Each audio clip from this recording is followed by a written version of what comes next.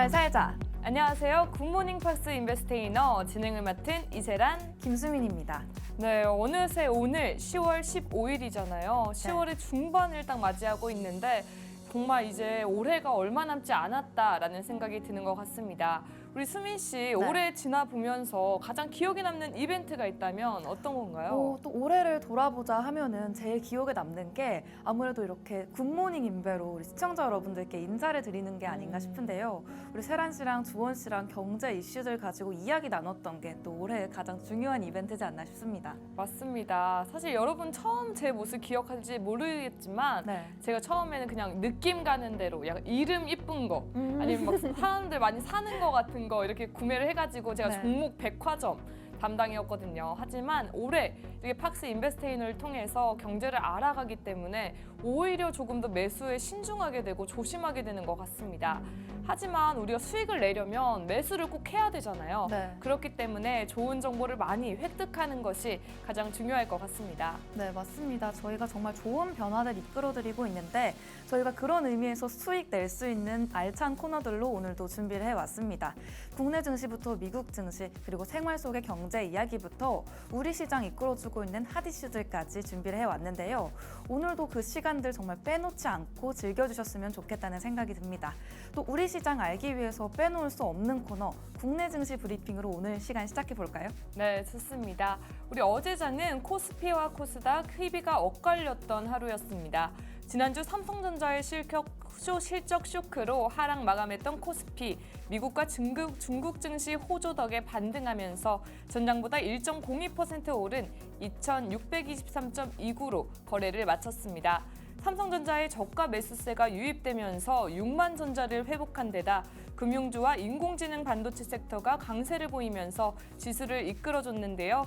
외국인과 기관이 각각 789억 원, 3,246억 원 순매수하면서 지수 이끌어줬고요.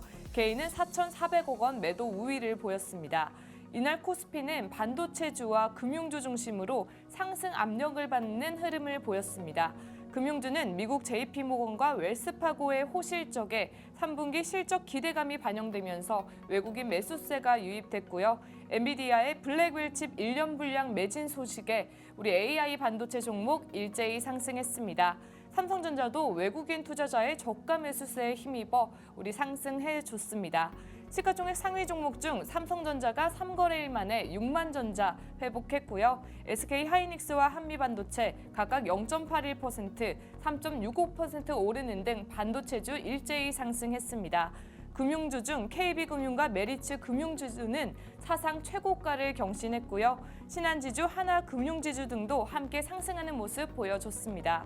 내달 예정된 기업가치 재고 ETF 상장과 중장기적으로 지속되는 밸류업 공시, 그리고 주주 환원 기대감도 반영된 것으로 보입니다. 반면 로보택시 실망감에 따른 테슬라 급락에 실망 매물이 출회되면서 LG 에너지솔루션, 삼성 SDI, LG 화학 등이 일제히 하락하는 모습 보여줬습니다. 그럼 다음으로 우리 코스닥 살펴보겠습니다. 코스닥 지수는 전장보다 0.09% 하락한 770.26으로 장을 마쳤는데요. 코스닥 시장에서 외국인과 기관이 각각 508억 원, 440억 원 순매도했으며 개인은 1,072억 원 매수 우위를 보였습니다. 코스닥 시장 시가총액 상위 종목 중 반도체 섹터는 상승한 반면 2차 전지와 바이오 섹터가 하락하면서 혼조세를 보였는데요. 역시나 테슬라 급락의 영향으로 에코프로 BM, 에코프로, 2차 전지주 하락했고요. 알테오젠, HLB, 리가캠 바이오 등 바이오주들 일제히 하락했습니다. 반면 클래시스, 휴젤, 리노공업, 레인보우 로보틱스 등은 상승했습니다. 반면 한강효과의 예스24가 2거래일째 가격 제한폭까지 치솟으며 전거래일 대비 29.94% 오른 8,290원에 거래를 마쳤고요. 아동도서 출판하는 예림당도 18.86% 상승하는 모습 보여줬습니다.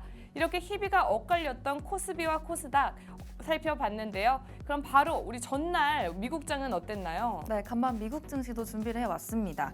3대 지수부터 볼 텐데요.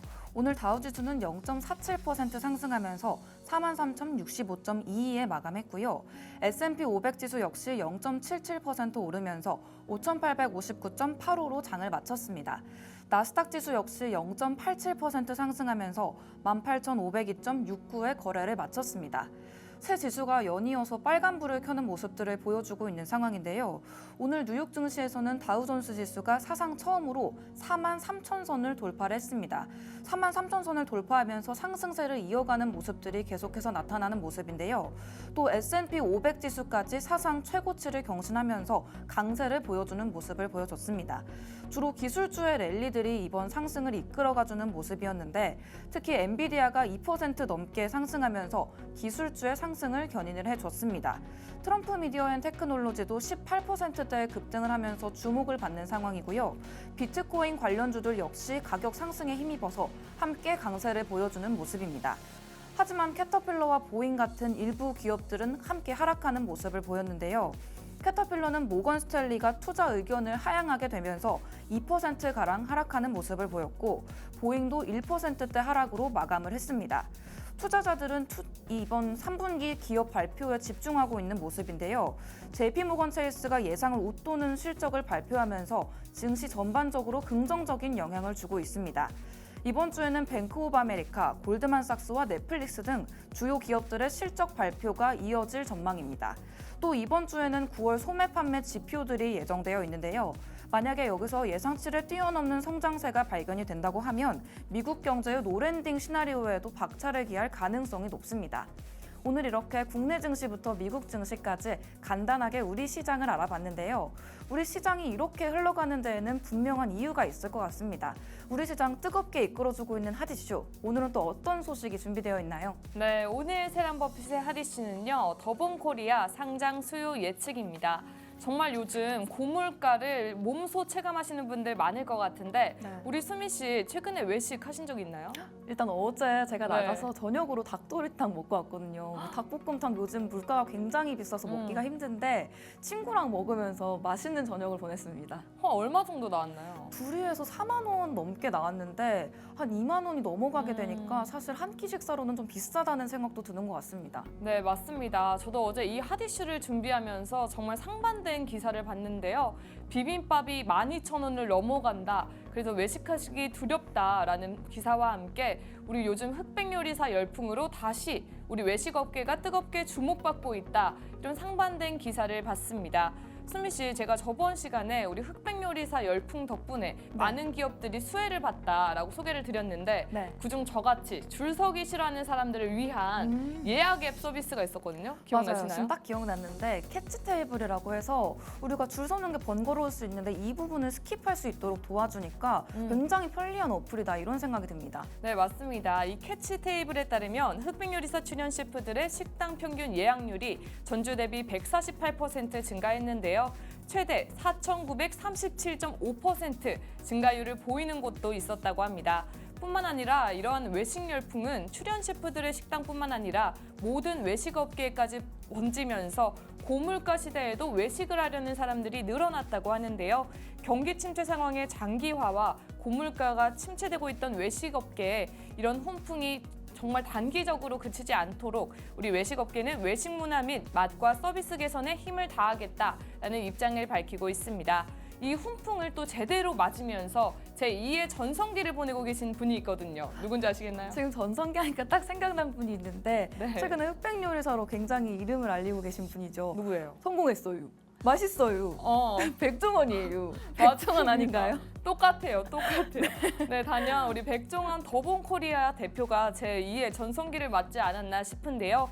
거대한 외식 그룹을 성공시킨 사업 수완, 그리고 우리 흑백 요리사에서 남이 먹던 음식도 막 먹던 우리 수수함, 거기뿐만 아니라 정말 우리나라 유일의 미쉐린 3스타 셰프 안성재와 비교해도 손색 없는 전문성까지 갖췄기 때문에 우리 영상 속 백종원의 모습은 정말 흠잡을 데가 없었습니다. 이런 백종원 대표의 더본코리아는 오는 11월 상장을 목표로 18일부터 24일까지 기관 투자자 대상 수요 예측에 나선다고 합니다. 이번 상장은 신주 발행 방식으로 구주 매출이 없어 투자자들은 기업 성장에 집중할 수 있다는 점에서 호의를 표하고 있는데요. 더본코리아는 지난 몇 년간 급격한 매출 증가를 이뤄내면서 상장 후에도 지속적인 실적 개선으로 이어질 것인가라는 우려도 나오고 있긴 합니다. 더본코리아는 이번 상장을 통해 자금을 확보해서 국내외로 브랜드를 확장하겠다라는 목표를 밝혔습니다. 이렇게 꾸준한 실적 성장세를 보이고 상장 후 확보한 자금으로 우리 신규 브랜드 개발과 인수합병을 통해 좀 더 사업을 키우겠다라는 목표를 밝히고 있었는데요. 이렇게 하면 더본코리아의 정말 밝은 미래 기대되지 않나요? 그렇다면 더본코리아 상장에는 밝은 면만 존재할까요? 현 시점에서 어떠한 우려점들이 있는지는 잠시 후 세란버핏의 돋보기 퀴즈에서 소개해드리도록 하겠습니다. 저의 핫이슈는 이렇게 마치도록 하고요. 우리 수민 씨는 어떤 이슈 준비해 주셨나요? 네, 오늘 두 번째로 준비된 핫이슈는 금리 인하입니다. 금리 인하가 오늘의 핫이슈인 이유가 바로 내수 회복 기대 덕분인데요. 한국은행이 3년 만에 통화 정책을 긴축에서 완화로 전환을 했습니다. 이렇게 되면서 내수 회복에 대한 기대감도 커지고 있는 상황인데요. 기준금리 인하가 그동안 고금리로 인해서 어려움을 겪던 가계 그리고 소상공인과 기업들에게도 이 숨통을 트여줄 수 있는 긍정적인 조치로 보이고 있습니다. 하지만 그럼에도 불구하고 그 효과가 바로 나타나지는 않을 것이라는 우려도 있는 상황인데요. 세란 씨, 네. 이렇게 금리 인하가 진행되게 되면 그 효과가 어느 정도 되는지 예상이 가시나요? 저 사실 아직 대출 같은 걸 받아보지 않아가지고 고금리도 잠깐 체감을 못해서 이 인하를 한다면 뭐 부담은 덜 것 같은데 어느 정도인지는 예상을 못할 것 같아요. 네, 그 규모가 생각보다 컸습니다. 이번 0.25%포인트의 금리 인하로 인해서 가계 대출자의 연간 이자 부담이 약 3조 원 줄어들었다고 하는데요. 자영업자들의 이자 부담 역시 약 1조 7천억 원 감소할 예정이라고 합니다. 이는 가계와 소상공인의 소비 여력을 조금씩 높여줄 수 있는 긍정적인 요소로 기능을 할 것으로 보입니다. 특히 이번에 이뤄졌던 금리 인하가 이 내수 침체가 길어지는 과정 속에서 나왔던 조치로 해석이 됐는데요. 최근 9개 분기 연속해서 감소했던 소매 판매액 지수 그리고 가구 흑자액이 감소했던 부분들이 이 경제 회복을 촉구하는 배경이 되어졌습니다. 전문가들은 이 고금리가 주요 원인이었던 내수 부진이 이번 조치로 인해서 회복 국면으로 접어들지 않을까 이런 기대감을 내놓고 있는 상황입니다. 그렇다면 세란 씨가 만약 기업이라면 이런 상황이 어떻게 나갈 것 같으세요? 뭐 가게만 해도 3조 원이 인하가 된다면 엄청나게 어쨌든 기업은 아무래도 대출을 받을 때 큰 돈을 받기 네. 때문에 이런 이자 완화에 대한 걸 더 크게 체감하지 않을까요? 네, 맞습니다. 우리 기업도 이 부분에 대해서 큰 기대를 걸어봤을 것 같은데 아직까지는 그 효과가 반영이 되지 않은 모습이라고 합니다. 이 기업들의 경우에는 여전히 이자 부담이 크기 때문에 지금 사정이 조금씩 나아지기는 어렵다는 분석도 나오고 있는데요. 한 예로 이 기업들의 연간 이자 부담액이 2023년에는 93조 8천억 원에 이르렀다고 합니다. 이렇게 부담이 여전한 상황들이 이어지면서 금리 인하가 기업들에게는 아직 즉각적인 해결책이 되기는 어렵다는 의견도 나오고 있는 상황입니다. 또 이 금리 인하 효과가 시차를 두고서 나타난다. 이 부분도 중요한 변수로 기능을 할 것 같은데요.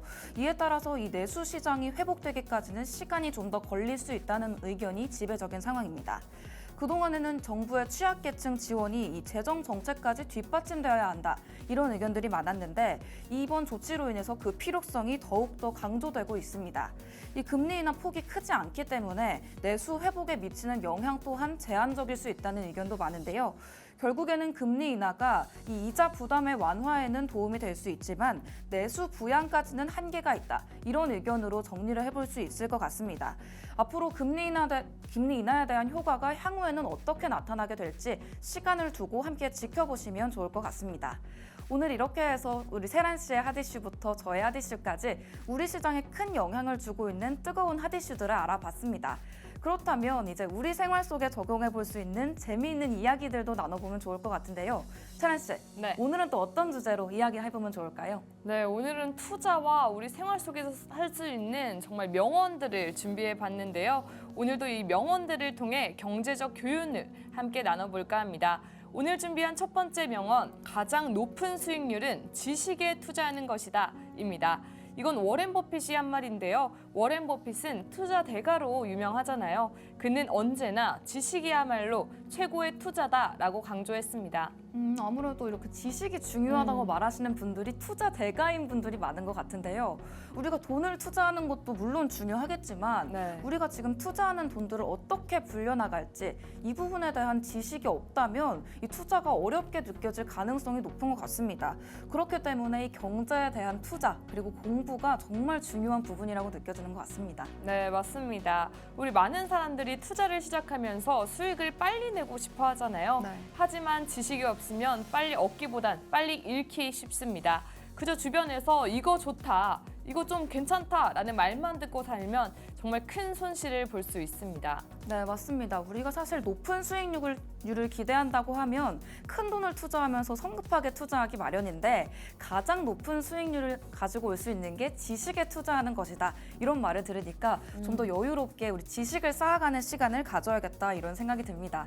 아무래도 기본적인 원칙이나 리스크를 알지 못하고 투자를 진행을 하게 되면 아무리 많은 돈을 투자한다고 해도 실패할 수밖에 없을 것 같습니다. 네, 맞습니다. 또 지식은 시간이 또 흐를수록 더 큰 자산이 되어주는데요. 지식에 투자하면 시간이 지나도 가치를 잃지 않고요. 오히려 경험과 함께 쌓여서 더 큰 자산이 되기도 합니다. 그러니까 여러분, 우리 돈이 생기기 전에 지식부터 쌓아라는 이런 명언 꼭 유의하시기 바랍니다.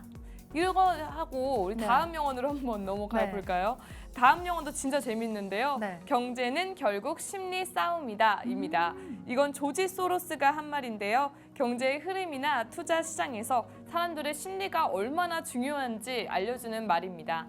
아무래도 우리가 경제에 투자를 하게 될 때 조금 몰려가서 투자하는 경향들이 많이 나타나고 있는 시장이라는 생각이 드는데요. 아무래도 이렇게 반대로 우리가 심리 싸움을 해야 되는 상황이라면 우리가 기존 투자자들과는 다른 방향으로 투자를 해보는 것도 좋겠다는 생각이 듭니다. 아무래도 시장이 갑자기 하락을 하게 되면 사람들이 공포를 느끼게 될 텐데요. 이럴 때 투자를 하게 되면 우리가 저점에서 잡을 수 있는 기회를 느낄 수도 있고요. 반대로 상승할 때는 사람들이 욕심을 부리면서 더 많은 비용을 소비하기도 하는데 우리가 여기서 팔게 된다면 지난 시간에 말씀드렸던 명언 무릎에서 사서 어깨에서 팔아라 이걸 실천할 수 있는 방법이 아닐까 싶습니다. 네, 맞습니다. 그래서 조지 소로스는 이러한 심리를 이해하고요. 공포에 사고 환희에 팔아라 라고 말한 것이죠. 투자는 정말 차가운 이성을 가지고 해라 라는 말이 있잖아요. 네. 하지만 현실에서는 그게 정말 어려운 것 같습니다. 네. 사람 마음이란 게 참 마음대로 안 되는 게 현실인 것 같아요. 네, 맞아요. 특히 초보자일수록 이 부분들이 제일 어렵다고 느껴지실 텐데 시장이 오르면 나도 빨리 지금이라도 사야 하나? 이런 생각이 드는 게 사실 사람 마음이지 않나 이런 생각이 듭니다. 또 떨어지게 되면 더 손해보기 전에 빨리 팔아야겠다 이런 생각이 드는 게 우리 투자자들의 마음일 것 같은데요. 이래서 투자를 잘하기 위해서는 나만의 원칙을 잘 세우고 또 그 원칙을 잘 지켜나가는 게 중요한 부분일 것 같습니다. 네, 맞습니다. 그럼 바로 다음 명언 소개해 드리겠습니다. 세 번째 명언은 조금 철학적인데요. 미래를 준비하는 가장 좋은 방법은 지금 최선을 다하는 것이다. 이 말은 우리 경제에서뿐만 아니라 정말 우리 실생활에도 적용하면 좋은 말이에요. 네. 미래에 대한 불안감은 누구에게나 다 있잖아요. 네. 아무래도 우리가 미래에 대한 불안감은 누구에게나 있다. 이 부분을 또 세란 씨가 짚어주셨는데 그렇기 때문에 우리가 어떻게 할 수 없는 미래에 전전긍긍하고 불안해하기보다는 지금 우리에게 주어진 지금을 최선을 다해서 살아내는 게 제일 중요하다. 이런 부분을 강조하는 것 같습니다. 맞습니다. 이건 정말 투자에서도 마찬가지인데요. 언제 이 주식을 팔아야 할까? 이 시장은 과연 더 성장할까? 이런 불확실성에 대한 고민은 끊임없이 따라오는데요. 하지만 지금 내가 가진 정보로 최선을 다하고 그 결정을 믿고 가는 게 중요한 것 같습니다. 너무 멀리 내다보려고만 하면 결정하는 게 오히려 더 어려울 때가 많기 때문이죠. 네, 맞습니다. 정말 열심히 준비를 하다 보면 정말 결정이 더 어려워지는 경우들이 다반사로 느껴지는 것 같은데 결국 미래보다는 지금 내가 하고 있는 이 현재의 행동이 미래를 결정짓는 거니까요. 지금 내가 내리는 선택들을 잘 신중하게 내려서 이 미래에 투자하는 거다. 지금을 선택하는 게 미래에 투자하는 거다. 이런 말씀을 드리고 싶습니다. 네, 맞습니다. 여러분도 너무 먼 미래에 걱정에 빠지지 말고 오늘 하루하루 최선을 다해 보시는 것이 미래를 위한 최고의 투자라는 점 다시 한번 기억해 주시면 좋겠습니다. 오늘은 이렇게 멋진 명언들에 대해서 다뤄봤는데요. 워렌 버핏, 조지 소로스 같은 대가들의 지혜가 담긴 이런 명언을 통해 우리 투자에도 생활에도 한번 적용해 보시면 참 좋을 것 같습니다. 네, 아무래도 우리가 이렇게 쉽게 알았던 이야기들이 사실 이렇게 다시 들으니까 교훈을 크게 주는 것 같다는 생각이 드는데요. 앞서서 말씀드렸던 미국장이 지금 굉장히 호황인 모습을 보여줬었는데 이런 부분들에서 지금 들어가야 되나? 우리가 나중에 들어가야 되나? 이런 고민하시는 분들 많으실 것 같습니다. 시장이 좋을 때도 나쁠 때도 그런 이유들로 고민하시는 분들 많을 것 같은데요. 우산 장수 그리고 부채 장수 이야기가 떠오르는 것 같기도 한데 우리가 어떤 시장 속에서도 울상을 짓고 있을 수만은 없겠다 이런 생각이 듭니다. 그렇기 때문에 저희가 오늘 전해드렸던 생활 속의 경제 이야기 그리고 좋은 명언들을 통해서 우리가 이 내용들을 마음에 새기고 현재에서 좀 행복을 찾아보면 좋겠다 이런 생각이 드는 것 같습니다. 네, 아무래도 현재에서 행복을 느끼려면 또 많은 정보 얻어 가셔야 되잖아요. 네. 저희 멘토가 또 준비하고 있습니다. 저희가 오프닝에서 저희가 정말 경제를 좀 알았다. 바로 그 멘토님 덕분인데요. 여러분도 멘토를 한번 갖고 싶다. 나도 좀 장브리핑부터 다양한 정보를 얻고 싶다 하시는 분들께서는 하단 QR코드를 통해 팍스 통신망 입장하셔서 그 정보들 꼭 챙겨가시기 바랍니다. 또 저희를 영상으로 만나볼 수 있는 공간도 존재하잖아요. 네, 맞습니다. 텍스트로 하는 공부 조금 쉬어가고 싶다 하시는 분들이 계시면 팍스탁 유튜브 채널로 들어오시면 좋을 것 같은데요. 지금 바로 검색창에 팍스탁 세 글자 치고 들어오시면 저희가 정보 전달해드렸던 것들을 다시 만나보실 수가 있습니다. 이 채널에서 재밌는 정보들도 많이 전달해드리고 있으니까요. 아직 구독하지 않으신 분이 계시다면 구독, 좋아요, 알림 설정까지 부탁드리고 싶습니다. 또 저희가 이렇게 텍스트부터 영상까지 공부할 수 있는 자료들 많이 안내드리고 있는데요. 2부에서도 이렇게 알찬 자료들이 기다리고 있습니다. 이 시간들 놓치면 정말 후회하실 거라는 생각이 드는 만큼 저희는 지체하지 않고 2부에서 만나 뵙도록 하겠습니다. 그럼 그때까지 채널 고정!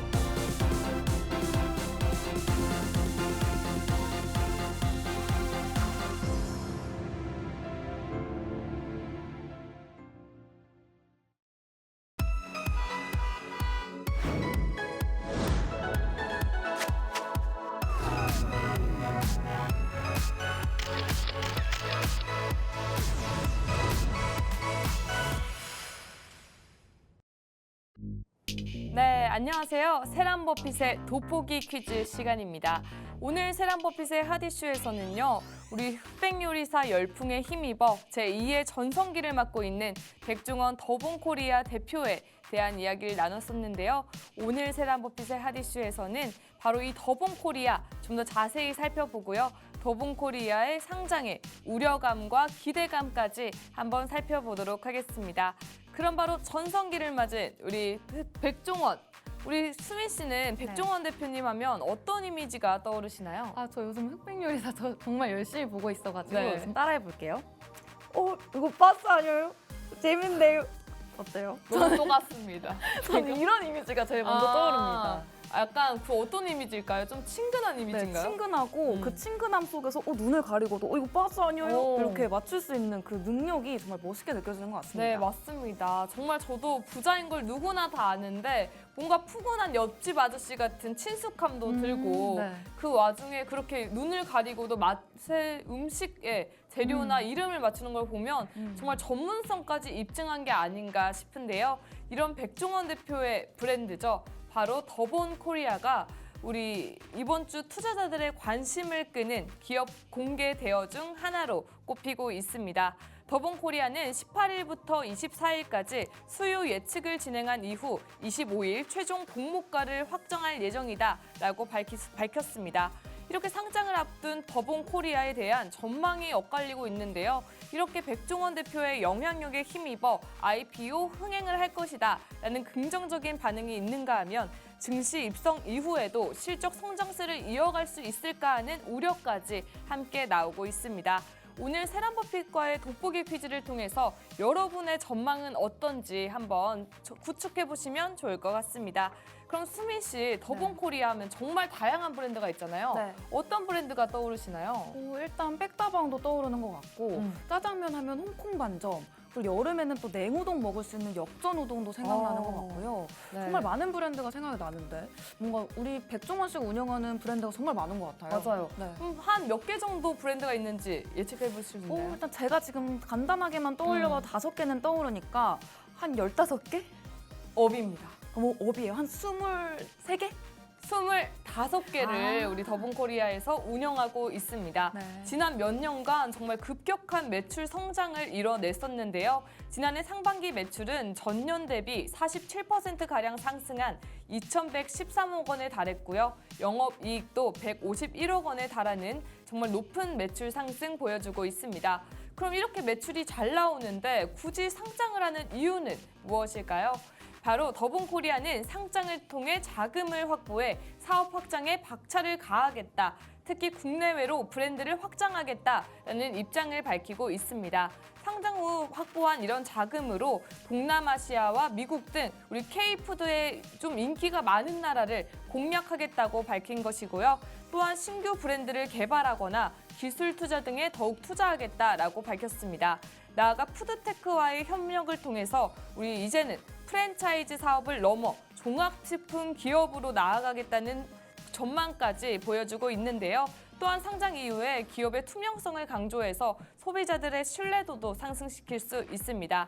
이렇게 백종원 대표는 대중적 인지도 외에도 신뢰도까지 있어서 이렇게 상장을 하면 더욱더 긍정적인 것으로 보인다라는 전망까지 나오고 있는데요. 이렇게 더본코리아 상장을 통한 성장 가능성 그리고 사업 확장성에 대한 기대감 함께 살펴보셨다면 다음은 우려감 함께 나눠보도록 하겠습니다. 그럼 우리 수민 씨 정말 네. 더본코리아에 다양한 브랜드가 존재한다라고 말씀드렸는데 그중 가장 큰 매출을 달성하는 우리 캐시카우 뭘까요? 캐시카우라고 하면 우리가 정말 매일 먹는 제품에 있지 않을까 싶은데 네. 그런 의미에서 백다방이 아닐까요? 맞습니다. 바로 저렴한 가격과 다양한 메뉴로 인기가 많은 우리 백다방인데요. 하지만 이 백다방의 성공이 양날의 검일 수도 있다는 지적이 나오고 있습니다. 더본코리아의 매출을 우리 백다방에 지나치게 의존하고 있기 때문인데요. 보시다시피 더본코리아 매출의 37%를 우리 백다방이 차지하고 있습니다. 하지만 이렇게 저가 커피 시장에서 백다방의 입지는 다소 정말 굳세다라고 할 수는 없겠죠. 왜냐하면 계속해서 저가 커피 브랜드가 등장하고 있기 때문인데요. 실제로 우리 이 상황에서 또 뿐만 아니라 우리 백다방이 37%라면 2위 홍콩 반점은 12%를 차지하고 있습니다. 이렇게 백다방과 홍콩 반점 두 브랜드가 매출의 50% 가까이 달한다는 것은 이 중에 하나만 삐끗하더라도 더본코리아 기업 자체가 흔들릴 수 있다는 것을 의미할 수 있겠죠. 실제 저가 커피 경쟁 심화로 백다방의 시장 내 입지는 절대 안심할 수 있는 상황이 아닙니다. 홍콩 반점 역시 최근 가맹점 관리 문제 등으로 백종원 대표가 직접 나서기도 했었는데요. 이렇게 지나치게 매출을 두 가지 브랜드에 의존한다는 점이 우려점으로 꼽히고 있습니다. 다음으로 꼽히는 우려점은요, 바로 백종원 대표의 영향력입니다. 아무래도 더본코리아가 성공함에 있어서 이 백종원 대표의 인지도 그리고 영향력을 빼놓을 수가 없을 텐데요. 예능 등을 통해 대중에게 친숙한 인물로 자리 잡은 백종원 대표는 더본코리아 브랜드 마케팅에 가장 중요한 역할을 하고 있는 것으로 보입니다. 더본코리아라는 회사는 몰라도 이렇게 백종원 대표가 프랜차이즈를 한다라는 것은 누구나 다 알고 있는 사실이기 때문인데요.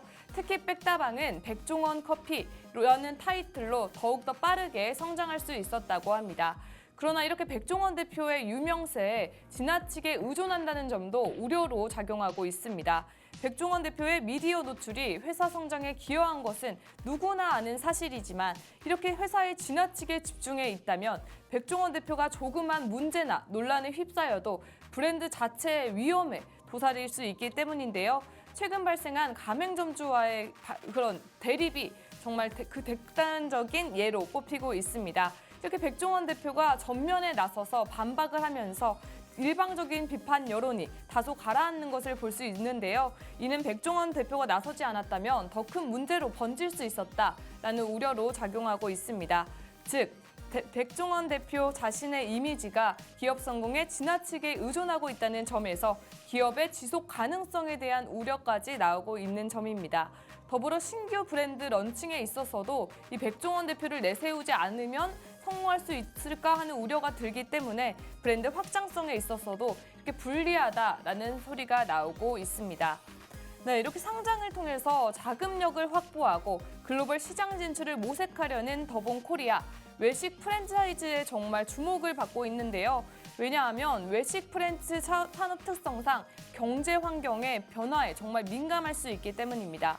과거 많은 프랜차이즈 기업들이 상장 후 상장을 이어가지 못하거나 폐지를 하는 경우가 많았기 때문인데요. 또한 정말 소비자 트렌드가 빠르게 변하잖아요. 우리 수미 씨, 소비자 트렌드 하면 어떤 음식이 떠오르나요? 또 아무래도 우리가 쉽게 먹을 수 있는 음식들 좋아하다 보니까 네. 롤링 파스타 이런 브랜드가 떠오르는 것 같기도 한데 그 파스타가 흔히 비싼 음식이라고 알고 있었는데 저렴하게 먹을 수 있는 거 이런 가성비 음식 쪽으로 움직이는 것도 또 소비자 트렌드다 이런 생각이 드는 것 같습니다. 네, 저는 약간 요아정, 이렇게 약간 벌집 아이스크림 네. 이렇게 소비자들이 정말 급격하게 좋아해서 막 많아졌다가 네. 갑자기 그 인기가 또 빠르게 식잖아요. 그러다 맞아요. 보니까 이런 프랜차이즈가 앞으로 계속해서 똑같은 높은 성장률을 낼 것이다 라는 기대감이 다소 떨어지는 것 같기도 합니다. 네. 이런 벌집 아이스크림 이런 거 많이 드셨나요? 벌집 아이스크림 저는 오히려 유행하기 전에 많이 아, 먹었었는데 진짜요? 또 막상 유행하니까 너무 비싼 것 같기도 하고 먹기 싫거나 그런 경향이 있더라고요. 이것도 맞아요. 또 소비자 트렌드가 될 수도 있을 것 그쵸, 같은데 그쵸. 정말 빨리 변하는 것 같습니다. 나 이렇게 소비자 트렌드에 좀 반영되지 않고 꾸준히 사랑받는 건 마라탕밖에 없지 않나 싶은데요. 네. 이렇게 소비자 트렌드가 정말 빠르게 변하는 것도 이 프랜차이즈, 외식업 프랜차이즈의 한계가 아닐까 싶습니다.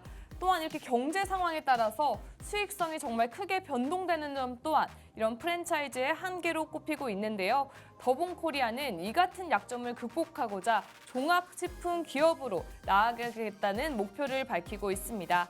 하지만 아무리 상한가의 기쁜 나날이라도 힘든 점은 존재할 텐데요.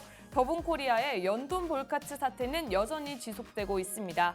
2022년 2월 가맹 사업을 시작한 연돈 볼카츠는 가맹 점수가 한때는 83개에 83개에 달했으나 2년이 지난 현재 60% 이상이 폐점하면서 34개 지점만이 운영하고 있습니다. 연돈 볼카츠 가맹 점주들은 더본코리아가 가맹 운영 계약 당시에 우리 매출을 허위 과장했다는 혐의로 공정거래위원회에 신고를 했고요. 공정위는 더본코리아 본사에 대한 현장 조사를 시행했습니다. 점주들은 가맹본부가 월 3천만 원 수준의 매출과 20% 수준의 수익률을 거둘 수 있을 것이다 라고 말했으나 가맹점 실제 가입 후에는 수익률이 정말 낮았다라고 반박하고 있는 것인데요. 전국 가맹점주 협의회에 따르면 더본코리아 브랜드 가맹점의 연평균 실질 매출액은 2010년 8억 7,593만 원에서 2023년 3억 8,689만 원으로 56% 감소했다라고 밝혔습니다. 반면 가맹본부의 매출액은 같은 기간 7배 가량 늘었다고 말했는데요. 점주들의 수익이 절반 넘게 줄어드는 동안 본사의 매출은 7배가 늘었다라는 말을 통해서 나쁜 본사, 약한 점주라는 이미지가 씌워지는 듯했지만 이때 나선 분이 있죠. 바로 우리 백종원 대표입니다. 백종원 대표는 자신의 유튜브 채널을 통해서 이 같은 지적에 전격적으로 반박했습니다. 점포당 매출이 줄어든 것은 초기에는 대형점을 위주로 이렇게 했다가 최근에는 소형 점포 수가 늘었기 때문이라면서 1평당 매출은 2010년 1,782만 원에서 2,350만 원으로 늘었다라고 해명했습니다. 또한 본사의 매출 증가에 대해서는 2010년 247개였던 가맹점 수가 2023년 2,785개로 점포 수가 11배 이상 늘어남에 따른 결과라고 풀이했습니다.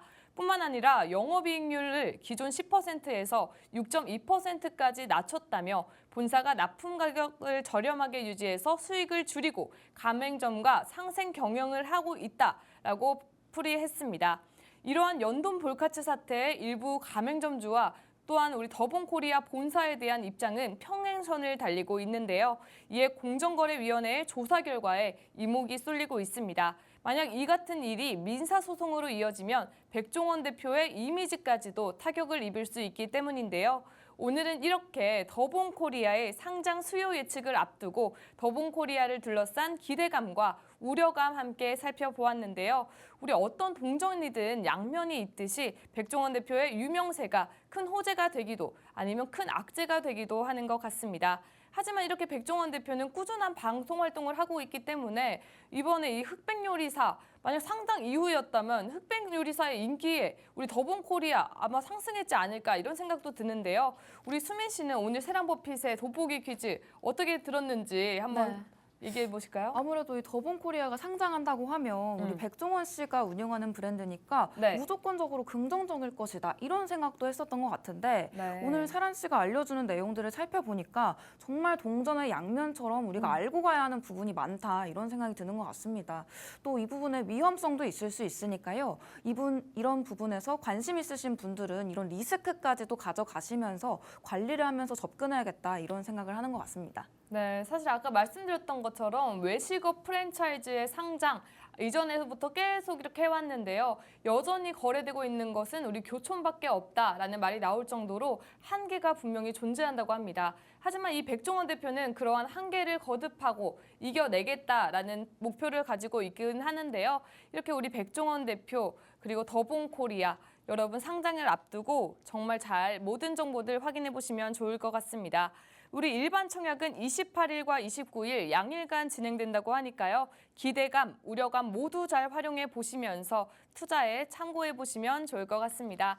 이렇게 오늘 세란버핏의 돋보기 퀴즈는 마치도록 하고요. 바로 이어서 우리 수민 씨의 수민이 시간이 준비되어 있으니까요. 그때까지 채널 고정!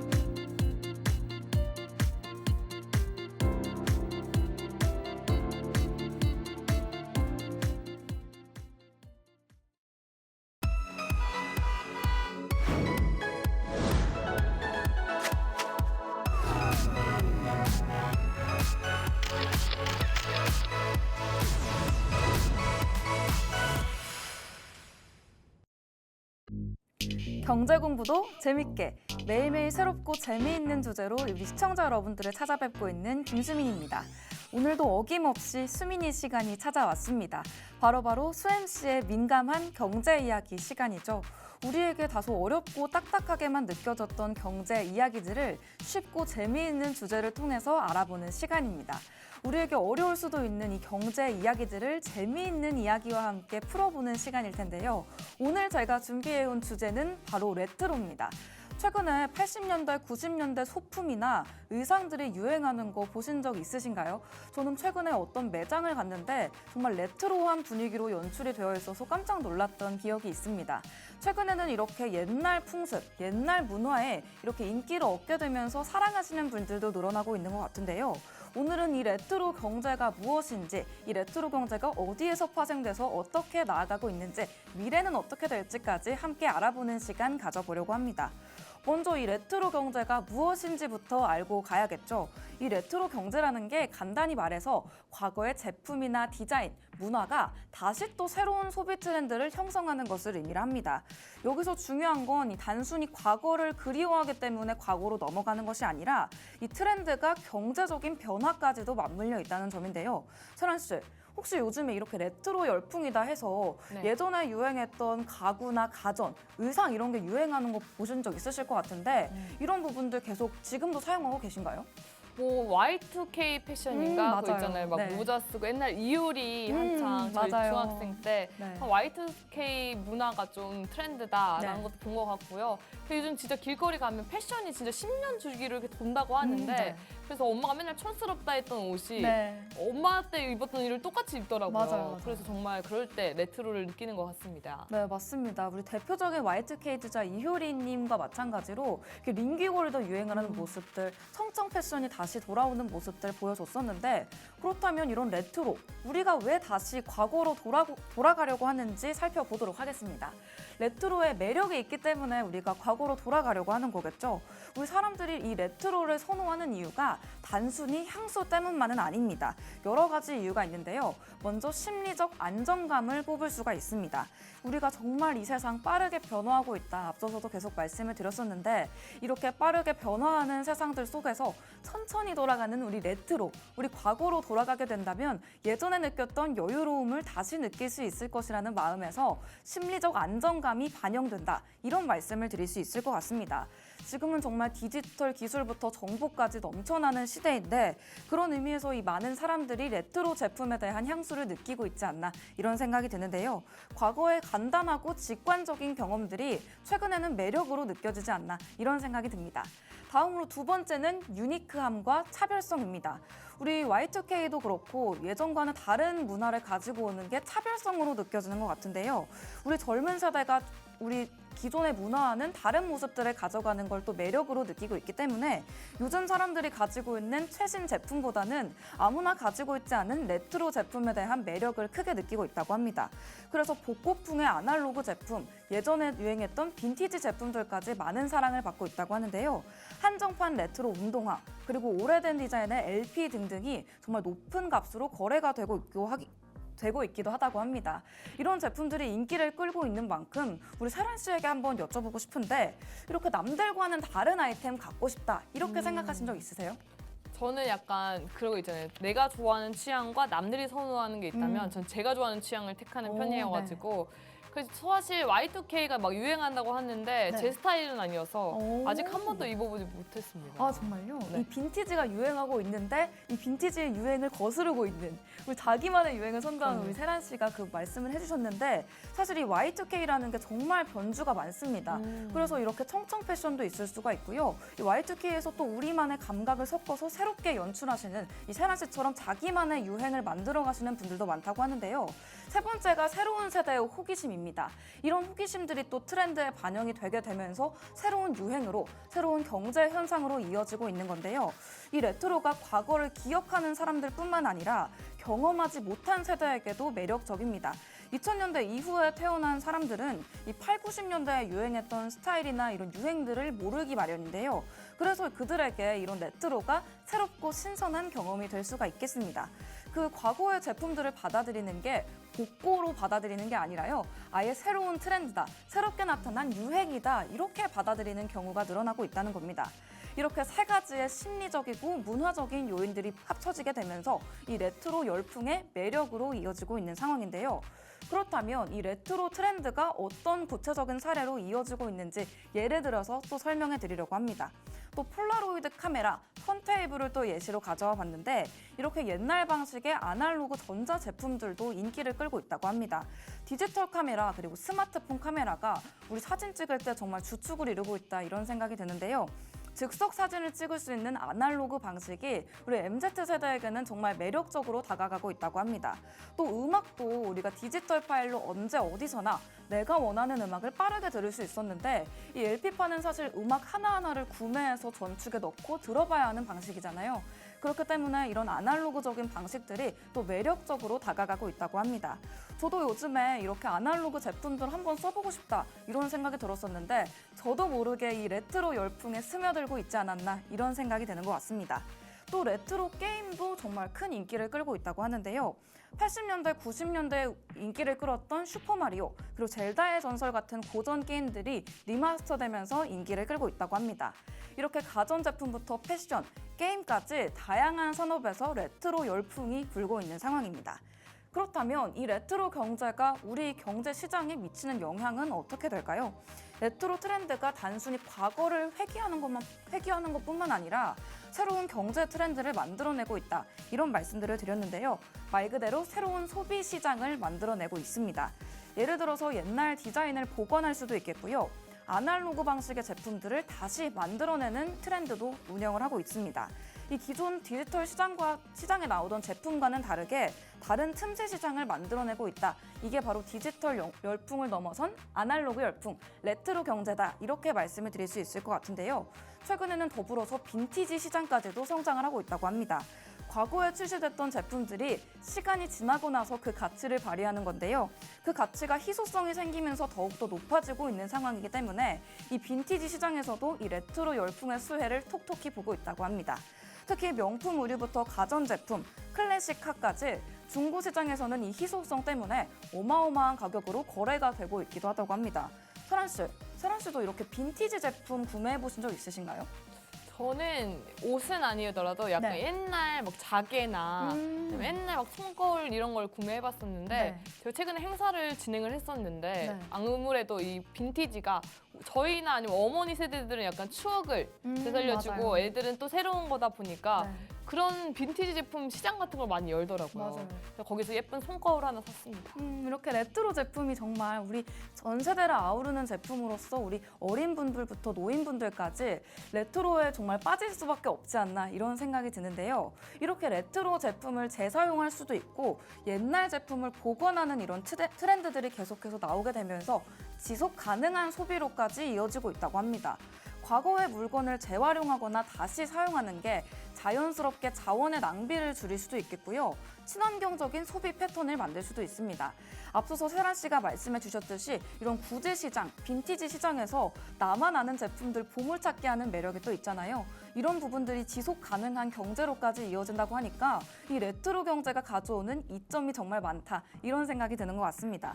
이 레트로 트렌드라는 것 자체가 환경을 생각하는 에코 소비와도 연관이 되어 있다고 하니까요. 나만의 유행을 만드는 게 환경도 생각하는 점 정말 많은 장점을 가지고 있지 않나 이런 생각이 듭니다. 과거의 트렌드와 현대적 감각이 만나서 다양한 분야로 확장될 수 있는 게 레트로 경제의 미래일 텐데요. 이렇게 다양한 산업의 정말 확장을 이어갈 수 있는 게 레트로 경제일 수밖에 없다. 이런 말씀을 드릴 수 있는 게 인테리어부터 자동차, 그리고 패션과 소품까지 이 레트로라는 게 정말 많은 분야에 걸쳐져 있습니다. 앞으로 우리가 정말 많은 레트로 제품을 만나볼 수 있을 것 같은데 우리 세란 씨는 앞으로 이 레트로 경제가 발전을 하면서 어떤 제품 한번 만나보고 싶으세요? 아무래도 막 폴라로이드처럼 외관은 폴라로이드인데 성능은 정말 너무 좋은 그런 거라든지 맞아요. 왜냐면 막 턴테이블도 전 턴테이블이 정말 디자인적으로 너무 예쁘다고 생각을 해서 네. 턴테이블 디자인인데 성능은 또 엄청 음질이 성능은 너무 좋아요. 좋다든지 이런 식으로 현대의 좋은 기술과 네. 과거의 그런 맞아요. 추억을 또는 우리 디자인이 좀 맞아요. 합쳐진 그런 게 있으면 많은 사랑을 받지 않을까 기대가 됩니다. 네, 맞습니다. 정말 과거의 트렌드, 우리가 정말 아날로그 사랑했던 디자인들과 현대적인 감각이 만나서 다양한 분야로 확장된다. 이런 말씀을 또 해주신 것 같은데 이 레트로 경제라는 것 자체가 향수에서만 비롯된 게 아니라요. 정말 말 그대로 현대적 감각까지 더해지게 되면서 정말 많은 인기를 끌고 있는 만큼 이 앞으로도 레트로 경제의 미래를 기대해 볼 만하다. 이런 생각이 드는 것 같습니다. 또 우리 세란 씨 레트로를 안 좋아한다라고 하셨는데 네. 나중에 이런 레트로가 나오면 나 한번 사보고 싶다. 이런 게 있을까요? 아, 이런 레트로가 나오면 네. 아, 근데 어쨌든 그 아까 축제처럼 네. 그때 항상 가장 인기가 있던 부스가 우리 예전에 했던 오락실 있잖아요. 철근 오락실 이런 맞아요. 걸 재현해 놓고 엄마 아빠 때 놀이를 애기들과 함께 하는 걸 했었거든요. 우리 아무래도 우리 요즘 애들은 막 닌텐도나 맞아요. 스마트폰 이런 디지털 기기만 하다가 네. 이렇게 엄마 아빠랑 몸소 체험을 하는 그런 게임을 하니까 아무래도 그런 트렌드, 레트로는 전 좋은 것 같습니다. 맞습니다. 뭔가 이런 세대를 아우르는 부분들이 정말 아이와 어른을 함께 할 수 있도록 만들어주지 않나 이런 부분까지 가져갈 수 있을 것 같은데요.